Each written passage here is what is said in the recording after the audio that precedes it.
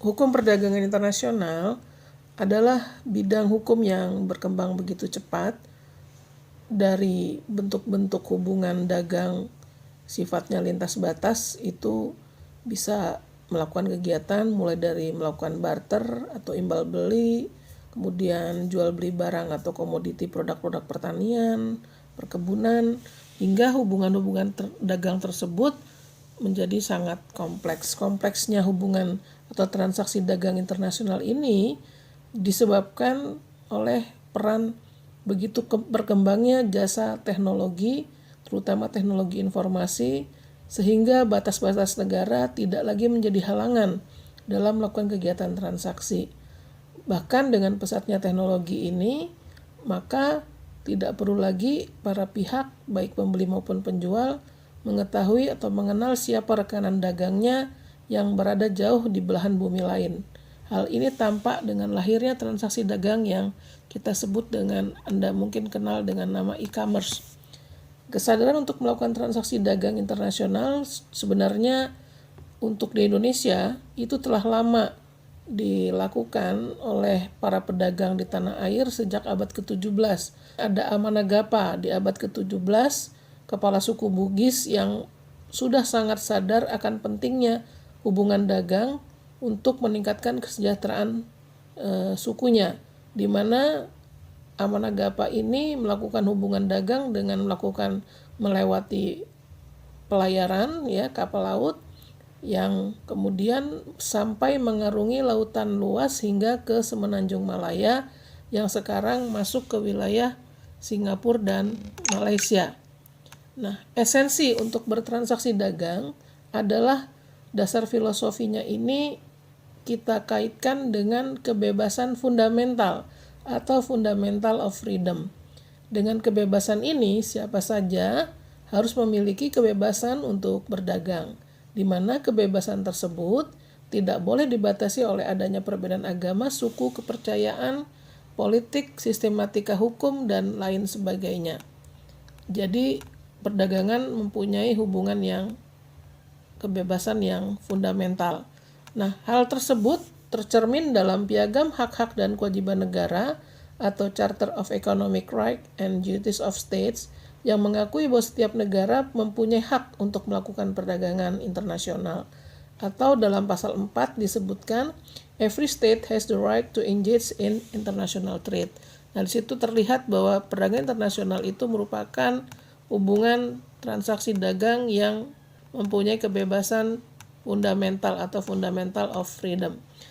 Adapun definisi-definisi dari hukum perdagangan internasional ini ada disebutkan dari beberapa para pakar dalam bidangnya, antara lain pertama definisi yang dilakukan oleh Cliff M. Smithoff yang dikeluarkan pada saat dia memberikan laporan di Sekjen PBB tahun 1996, dan ini merupakan definisi yang tercakup dalam laporan Sekretaris Jenderal tersebut yang berasal dari Cliff M. Smithoff.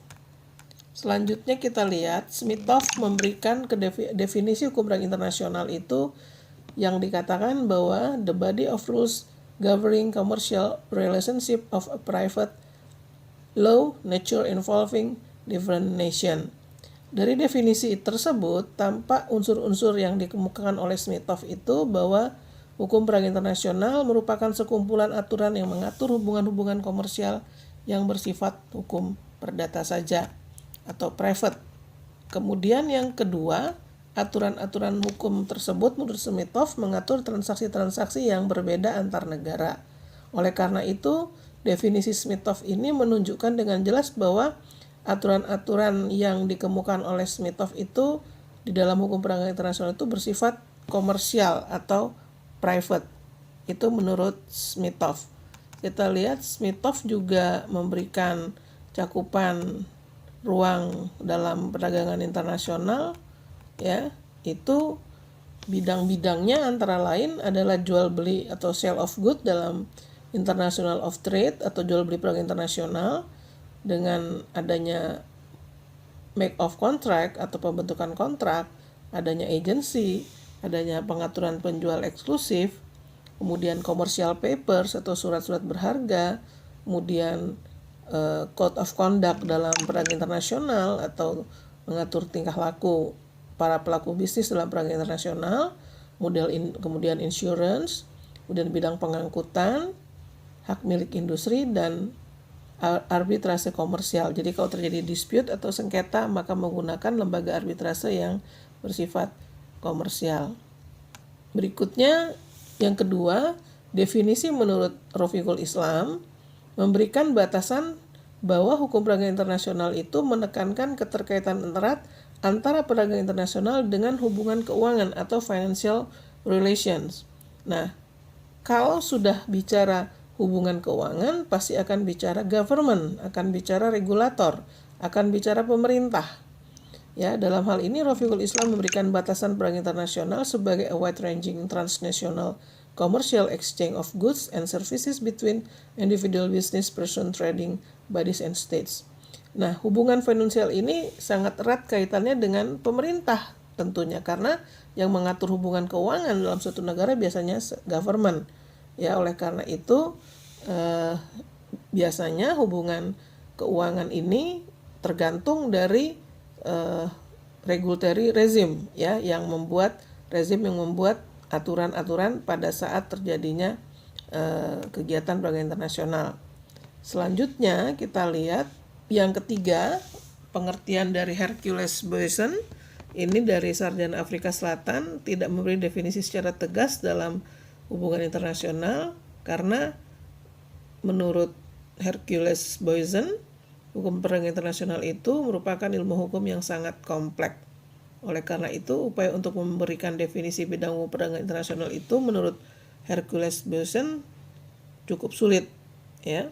Akan tetapi, Boysen memberikan 3 unsur mengenai hukum perdagangan internasional. Yang pertama, hukum perdagangan internasional itu merupakan a specialized branch, jadi cabang khusus dari hukum internasional, atau international trade law may also be regarded as a special branch of international law. Jadi dia merupakan cabang dari hukum internasional. Yang kedua, hukum perdagangan internasional merupakan aturan-aturan hukum untuk melindungi jasa perlindungan hak atas kekayaan intelektual. Itu menurut Boysen, ya.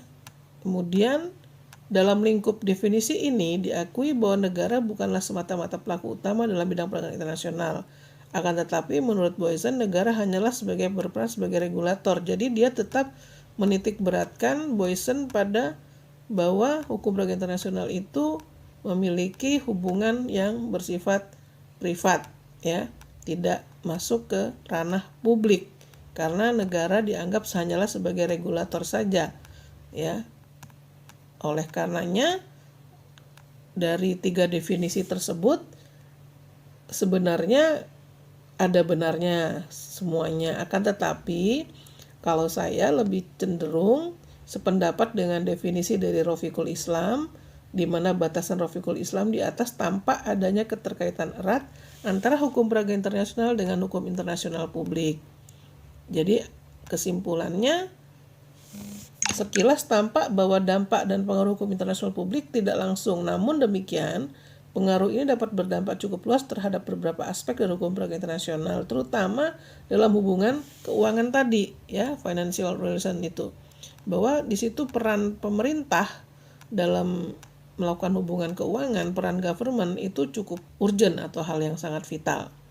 Sekarang kita masuk bicara mengenai bagaimana sih, ada catatan lain juga yang penting, yaitu hubungan antara hukum perdagangan internasional dan hukum lainnya yang terkait dengan perdagangan internasional.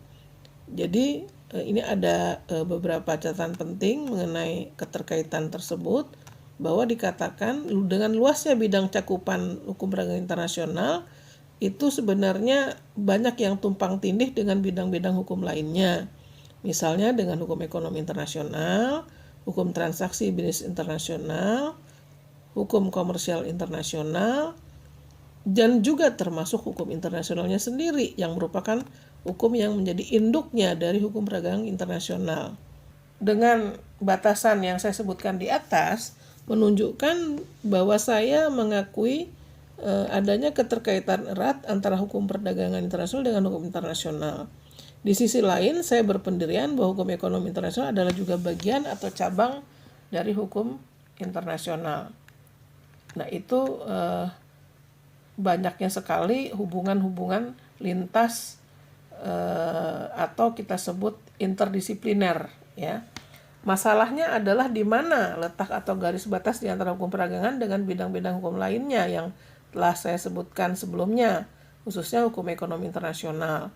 Ada bidang-bidang yang sama yang tunduk pada dua bidang hukum ini. Misalnya saja, kita membahas mengenai subjek-subjek dan sumber-sumber dari kedua bidang hukum tersebut sedikit banyak hampirlah sama sebetulnya. Sementara itu, pendekatan yang ditempuh untuk membedakan kedua bidang hukum ini dengan melihat subjek hukum yang tunduk kepada kedua bidang hukum tersebut, di mana hukum ekonomi internasional lebih banyak mengatur subjek hukum yang bersifat publik atau policy atau kebijakan, seperti hubungan-hubungan di bidang ekonomi yang dilakukan oleh negara atau organisasi internasional. Sementara itu, hukum perdagangan internasional lebih menekankan kepada hubungan-hubungan hukum yang dilakukan oleh badan-badan hukum privat, misalnya kalau di Indonesia itu perseroan terbatas atau badan usaha, ya. Oleh karena itu sangat jelas kesimpulannya Rafiqul Islam itu bahwa hukum perdagangan internasional itu juga bukan hanya private tapi juga bersifat publik, sangat jelas dari keterangan saya tadi. Selain itu, meskipun hukum ekonomi internasional mengatur subjek-subjek hukum publik atau negara, namun aturan tersebut bagaimanapun juga akan berdampak, pada individu atau subjek-subjek hukum lain di wilayah suatu negara. Dampaknya akan sangat jelas. Bagaimana hukum internasional itu saya katakan bersifat interdisipliner. Kenapa? Bahwa karakteristik lain dari hukum perdagangan internasional ini adalah pendekatannya yang interdisipliner. Untuk dapat memahami bidang hukum ini secara komprehensif, maka dibutuhkan banyaknya beberapa disiplin-disiplin ilmu yang terkait, ya. Misalnya kontrak internasional tadi kan, transaksi bisnis internasional, kemudian hukum arbitrase komersial. Nah, begitu banyak tumpang tindih yang kita kaitkan dengan hukum perdagangan internasional dalam istilah hukum dalam jenis-jenis hukum yang terkait dengan lintas hukum internasional. Jadi, hukum perdagangan internasional ini bersifat interdisipliner. Untuk selanjutnya, kita akan membahas nanti mengenai prinsip-prinsip dasar hukum perdagangan internasional. Untuk sementara, pembahasan saat ini cukup sampai di sini. Terima kasih.